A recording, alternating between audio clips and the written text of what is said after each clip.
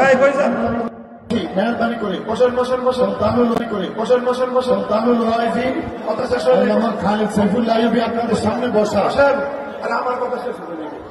বসেন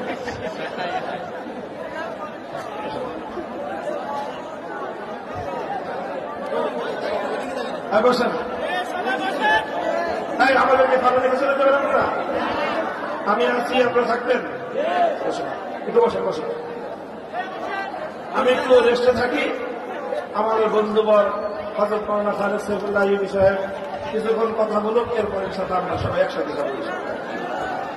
ভাই হুজুর আপনাদেরকে বলেছেন আমাদের রাহবার, আমাদের অবিসংবাদিত নেতা, ওনার কথা যদি আমরা এখন অক্ষরে অক্ষরে পালন না করতে পারি, খেলাফত কায়েমের বিপ্লবে আমরা কিভাবে ওনার সহযোগী হতে পারি?